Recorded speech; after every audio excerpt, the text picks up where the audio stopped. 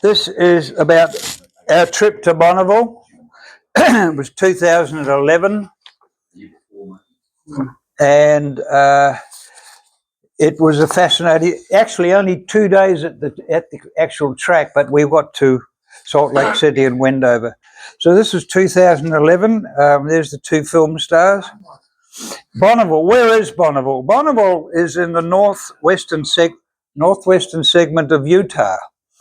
And to get to it, you go from Los Angeles, about a 2-hour roughly flight to Salt Lake City, the Mormon center of America and the world, and of all the archives and fantastic records they keep. And I didn't know, but there are actually two lakes at Bonneville. One is a wet, water type lake. The other is a bone dry lake some of the year, not all of the year. From Salt Lake City to Bonneville, it's about 200 clicks, a couple of hours drive, easy drive. You actually drive past the lake, as you can see. There you drive out of Salt Lake City and past the lakes there. Salt Lake City itself's got a population of about 2.25 million, highly religious. Everything is all based around the Mormon thing. It was quite incredible. They're selling little street tables, selling Bibles on the corner, and that sort of stuff. It's seriously religious little city. So we drove from Salt Lake City around the bottom of that lake and left. Now, there's two things that they mine there. You think, well, salt, obviously, but also potash. So there's two industries around Salt Lake City and Wendover. It's both salt and potash. Wendover itself is a tiny little town, roughly 4,500 people. It went down for a long time. And with the advent of the Burt Munro story, the whole, the Burt Munro thing, boy, did that ever wake up the whole Bonneville understanding and recognition. So Wendover was a dying art city, and suddenly it's picked back up again. As you drive in, there's a gigantic bloody statue called Wendover Will, as you would. It's right on the border of Nevada and Utah, and the border physically runs through the street. Just outside is the Wendover airfield, and in there is a museum. And why it was interesting, we didn't go to it because I don't think we realized what it was all about, but it was actually the home of the bomber for the Nagasaki and Hiroshima planes. And in a bizarre sort of a way, there's an Enola Gay cafe. That would have gone down like a bomb. There's two signs. As you drive in, Brian mentioned this the other day, there are two signs, depending on the direction that you come into Bonneville. There's this sign here, and there's other sign right on the edge of the track, which talks about some of the land speed records. I won't read it all. Some very quick facts about Bonneville. It was named after an army officer, a hunter, explorer. His name was Benjamin Louis Eulalie de Bonneville, without the French accent. Roughly, and I say this roughly, and I'll explain why in a minute, roughly 8 kilometres wide.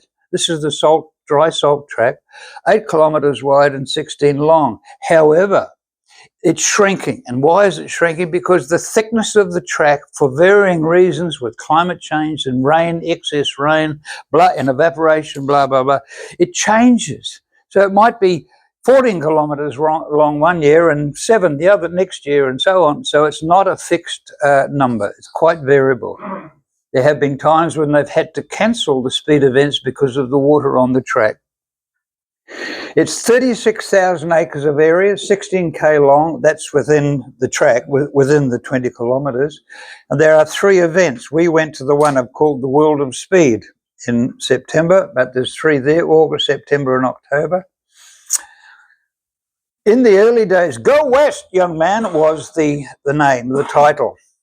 And people did literally go west, and they'd come across from the east, and they'd take a thing that was known as the California Trail. But someone said, well, hold on, I think we could go around the lake, down the bottom of the lake, and it'll be quicker. And that's where the Bonneville track is. Unfortunately, because the wagon wheels have the steel strips around there, they're only about 2 or 3 inches wide on the wheels, and they bog down into the salt and 2 or 3 families perished because they couldn't get out. We got in all right. That's the sort of a look at the people arriving in early on a Saturday morning to go in, and you can see where you can park. Up here is the tracks. When we came in, we were welcomed, and they said, "Oh, good morning." We said, "Oh, where are you guys from?" We said, "Oh, we actually come across from Australia." Australia? And it's like, what? You don't have to pay. So we just, and many people had that attitude. My God, you've come from Australia. That's great. You know, it was fantastic. And it reminded me very much of the layback, easy, but careful gear days. You know, where everybody helps everybody. There's no, tough rules and laws, except for safety, of course. But everything else was relaxed. No, we'll do it soon, sort of thing. It was fabulous. There's just a photo of the sort of areas and where you park and where people mill around. 60 volunteers run the event. They're all volunteers. And they drag these great big steel RSJs back and forth, a bit up and down to get all the lumps off the course. 25 miles of timing line. It's just insane. This is an old photo from the Southern California Timing Association, SCTA. Today, of course, it's all done with lasers and everything like that, and it's ultra within 5 or 6 places of a decimal. They are very safety conscious. Whilst everybody's happy and funny and all the rest of it, but they're very safety conscious, which I was very impressed with. They'll check the wind. If the wind's too high, there's a problem. Now, I'll talk about the wind issue later. There are 25 different classes you can take onto the salt. Now, if you've got 10 cars in each class, that's 250 cars. It's a hell of a lot of cars. And they range from silly little 50cc motorbikes up to triple Super Marine Ellison V12 multiple engine record breakers. They're quite amazing. There's 6 licenses you need. If you just drive your car and you want to do a hern up and down the salt, that's the one. But the quicker you go, the more fussy they are about the license. I don't know the actual criteria to get a license, but I'm sure it would be very strict. First record with Bonneville was way back in 1914, and his name was Terrible Teddy Tetzlaff. 200 horsepower, reaching 142 miles an hour, which I think in 1914 was astonishing. Absolutely astonishing, because right up till then they had the little cars, sort of cars, and here's a guy doing 142. That's the car being rebuilt today, and this is out at one of the shows. The mayor of Salt Lake City was a very devout Mormon called Ab Jenkins. And Ab Jenkins had this tiny little car, and he set a 24-hour record of 135 mile an hour average. How did he do it? He went in a great big 10-mile circle for 24 hours. My mind boggles. And here's some sketches done in the 40s of some of the trajectories they use. Jenkins, first one, look at 1935, there's his circle there, and John Cobb as well. And there's some of the other ones. And there's Campbell's straight course. So they've documented the trajectories that these particular guys took. A 10-mile course, you'd almost be steering straight. A circle, you'd almost be steering straight. Look, a half an inch on the steering wheel, that's probably enough. There's Abe Jenkins and his Mormon Meteor. I love the exhaust pipe. And there's Abe just about to hop in for one of his drives. It broke 21 records just before America went into the war in 1940. Abe's 24 average of 161 miles an hour lasted for 50 years, and it was only beaten by a team of 8 drivers, which says a hell of a lot for him sitting behind the wheel. I'd be asleep after 3 laps, There's the car today, being rebuilt. Now, this is a quick video. We're going to play a video, so it'll be a bit lumpy in and out with all of this. But bear with me. No, there's no audio, unfortunately. So this is him doing his one of his runs, his famous runs. I couldn't imagine being inside a cockpit that small for 24 hours. Quite incredible. Slept for a few hours. Probably just slept like that in a brick on.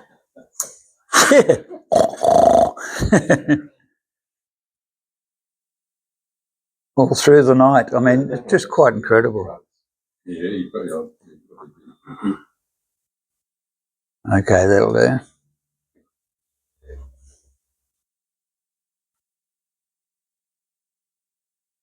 There we go. Okay, so now just go on to here. So in 1935, Malcolm Campbell reached 301 miles an hour. And another Englishman who tried for records was a guy called George Easton. This thing was a monster. It had 8 wheels, had double wheels at the back and 4 wheels in the front. It had 2 Rolls-Royce V12 motors, and the thing weighed 7 tons. A gigantic thing. How they pushed it up the hill, I'll never know. He reached 357 miles an hour in the 7-ton monster. And after the runs, they decided to take the car around the world to show off British engineering. And they took it to New Zealand because there was a New Zealand centenary celebration. So they put it into the display area. And when the show was finished, they put it in a big old wool shed with all the hay bales, and they put the hay bales around it just because war was about to start. And they said, why don't we leave the car in New Zealand? We'll see what happens. This war will be over in a few months. Ha. So they stored the car in the wool shed, and the wool shed caught fire. Oh. The wool shed caught fire, and the reason it caught fire was the rumour, which I actually do believe, some young firemen were about to get fired, demoted, got rid of her. And they said, why don't we start a little fire and we'll show them how good we are. So they set fire to a hay bale. Well, of course, a wool bale. And of course, wool has lanolin, oil. And it's like a firebomb, literally. And this bloody thing took off, whooshka, and the whole place burnt down. Thousands of wool bales and the car. So it was stored in the wool shore, caught fire, and burnt to the ground. The remains were dumped in the local rubbish tip. About 6 years ago, someone dug for it and found rusty old bits of it. And that's about all there is left of George Easton's car. John Cobb, another very tall, 6'2", very highly intelligent, terrifyingly wealthy bloke. Another pair of V12s in 1938. A lot of work, and the tyres picked up salt, and the salt's quite abrasive, and it was quite an issue. But however, he went from 350 to 394 in a beautifully streamlined car, the Railton Special. This fascinated me. This is a 1950 trip to Bonneville with the boys. Let's go and have a look at Bonneville. And they took this little hot rod that they built up, probably with side valve V8, and let's go to Bonneville. So they went to Bonneville. Who was the 19-year-old entrant with the little stint? It was no other than Dan Gurney. Dan Gurney was the man who was driving the car, and it was the bloke with the funny hat on. And he achieved 130 miles an hour back in 1950. Etoile Flelente is a shooting star from France of the Renault company, 191 miles an hour. Sterling Moss, they plugged him literally into this car, and it was only a 1500cc, the first one, and he did 245 miles an hour, which is quite stunningly impressive. 2 years later, Phil Hill came back. I think they increased the motor size, I'm not sure.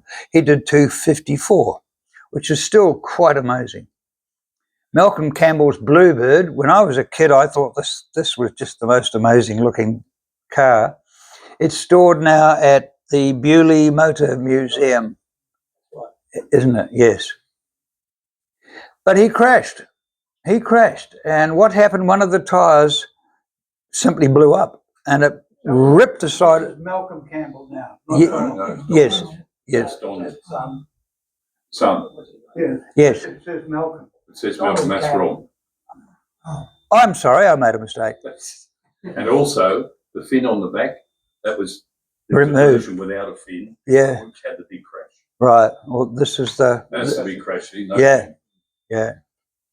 They took an F1 car there in 2006, 246 miles an hour.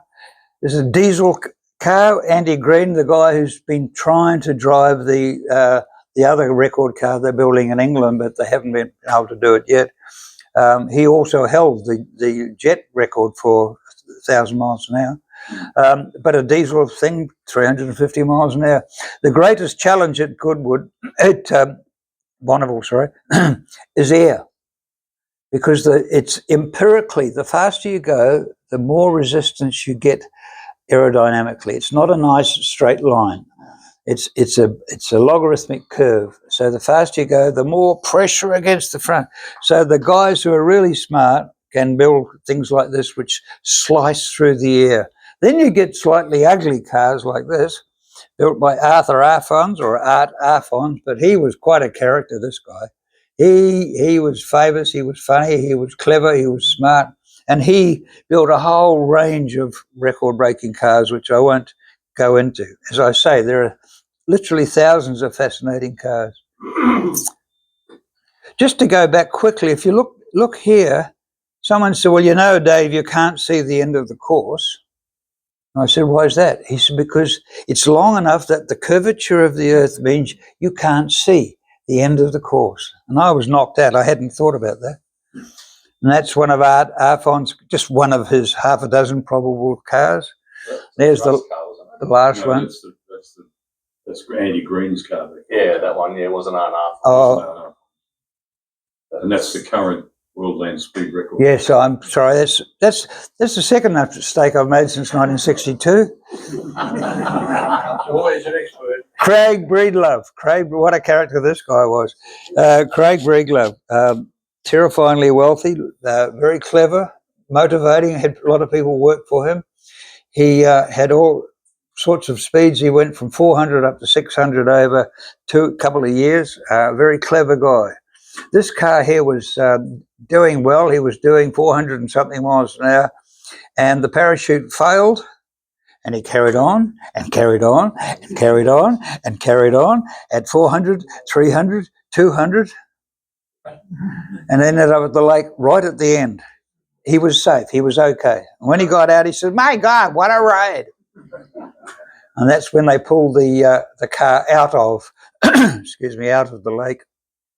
Now, here's a great example of streamlining.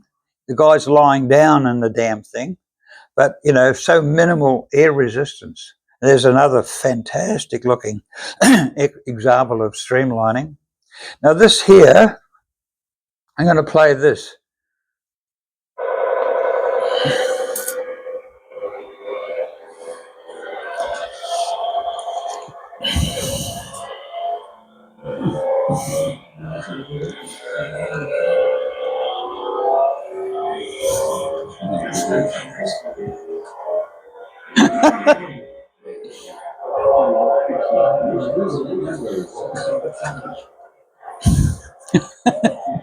And still it goes. They're running a bit rich.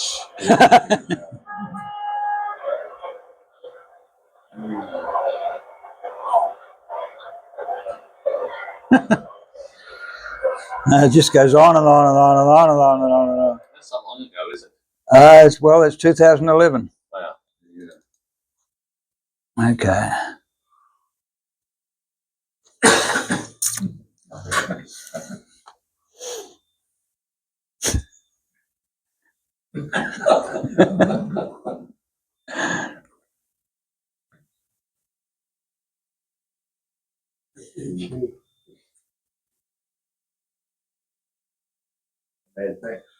Now, aluminium wheels. Solid aluminium wheels. That fixes the whole tyre issue. Just fix the whole tyre. That's a close-up. But there's aluminium wheels, which I think is so smart, you know. Now, over certain speeds, you are required to have a parachute now, because there have been incidents. There have been some unfortunate incidents. So they're very, very fussy. When they go to pick up the parachute, they put it on a mat to stop dragging it across the salt, because that just adds to the issue. Even then, you can see the salt that they've picked up. So they repack, and it's a long quarter-of-an-hour procedure to roll and fold, and then they push it into the sprung-loaded thing. It's about that big and about that fat. And they push it out like really hard, and then they lock it with a pin. And there's the guy, one guy's holding the bag open. You can see this guy's holding the bag open. The other guy's pushing the parachute into the thing. And then once it goes in, it's held in and locked with the cable, and they just go click, and it literally pushes it, spring loads it out. Some of them have 2 parachutes. This is a fascinating thing. This here is a, what would you call it? An evaporative air conditioner. Now, if you look at the top here, there's a little filler. You unscrew the filler, you fill it up with water, and so it's a water tank, and it dribbles water into the fan as you're driving, and it cools the car. So it's an immobile German registered vehicle. Eh? It's German registered. Jawohl. Does that call the driver or the car? That's German registered. The car. And it was right-hand drive. And there were women drivers, women record breakers. It takes a lot of balls to hit 300 or 400 miles an hour, and they don't have them, and they still did it. For example, Paula Murphy set a woman's record of 226. Now, Walter Arfon was the stepbrother of Art Arfon, and he built a car for her because he said, there's not enough women, I'm going to build you a car. So I thought it was great. This is lovely. This is a good old straight 8 Packard motor with a supercharger or a blower of some sort on it. But it was you could eat your breakfast off this thing. It was absolutely immaculate. Look at all the engineering and the way the motor's been done. Some of the artwork on the cars was very, very clever. There's a tiny little V8 being serviced. Look at the size of the thing. That's a Hemi, isn't it? If you have a look at here, just look at all of this, all polished, chrome plated, moon discs on the side, blah, blah, blah. 99% of the cars I saw were impeccable. They really were. Here's another one. Look at another type of thing there's the parachute at the back of one of these little streamlined cars.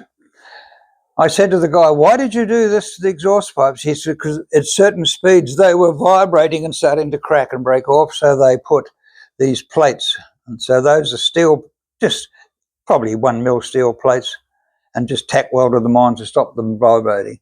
You want to know what it looks like from the seat? So I leant over of the car and I said to the driver, would you mind very much if I took a photo from your driver's position?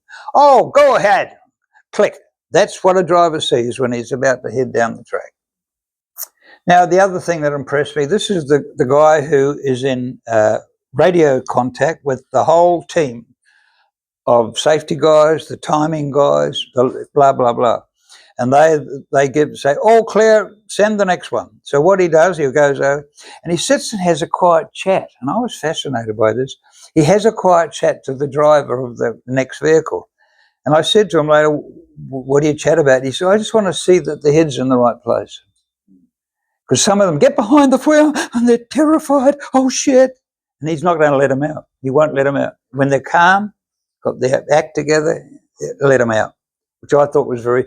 And he checks their seatbelts and harnesses, and some of them have oxygen. Look at this. This is an oxygen thing in case there's a crash.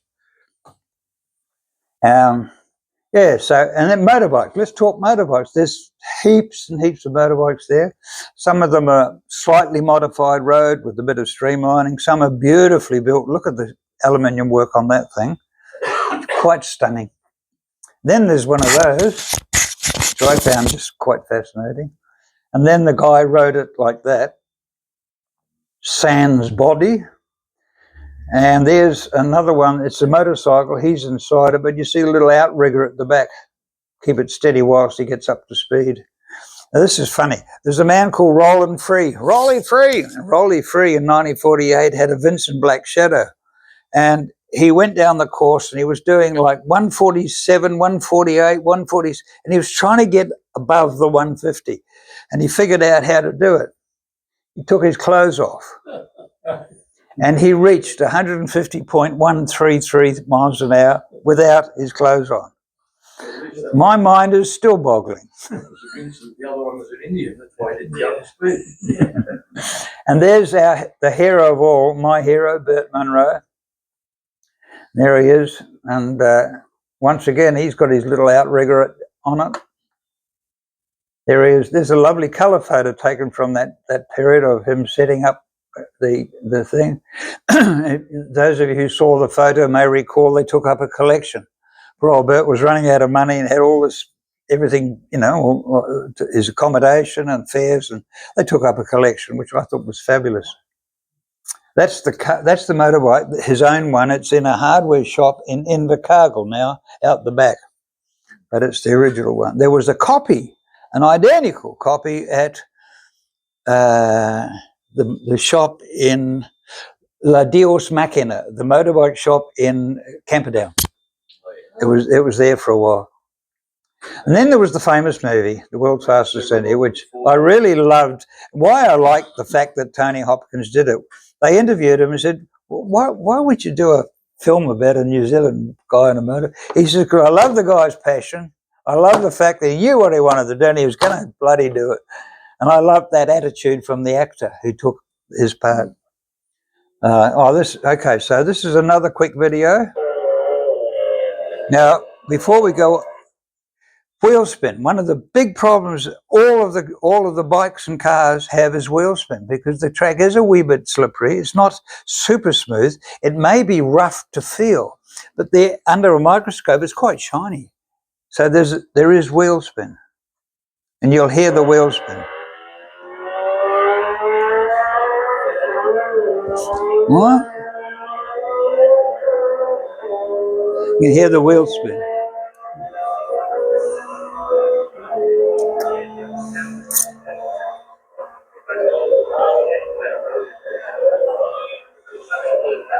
And as you see, he just disappears, you know. Okay, now if I can work out how to get out of this, I will. Oh, there we go. I went there and they wouldn't let me ride.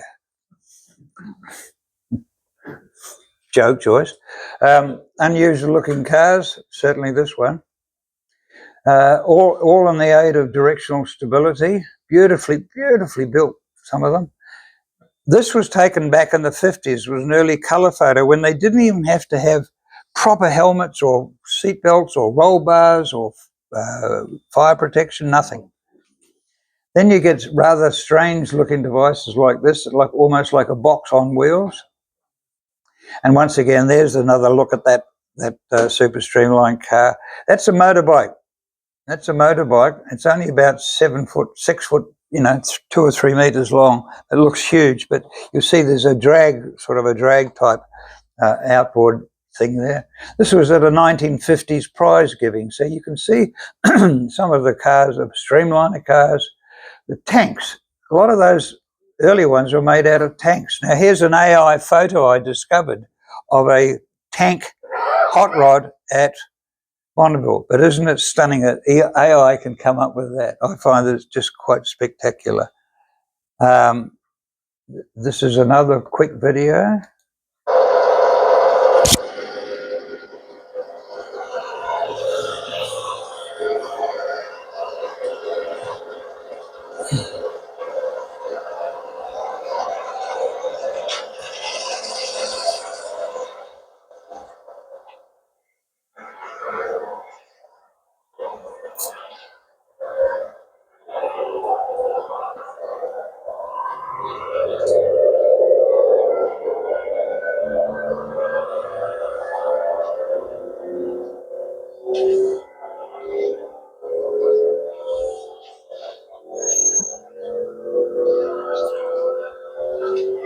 Isn't how long before.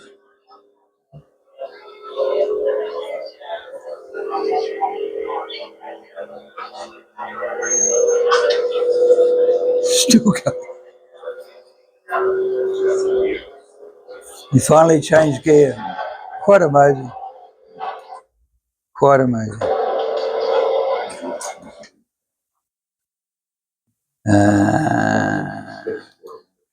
Whoops, sorry, my mistake. And I found that on the internet and it just made me smile.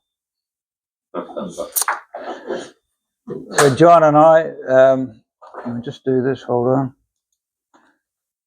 So John and I had a fabulous couple of days. We were looked after, spoilt, and everybody's very kind. And that's it, folks. Okay. Thank you.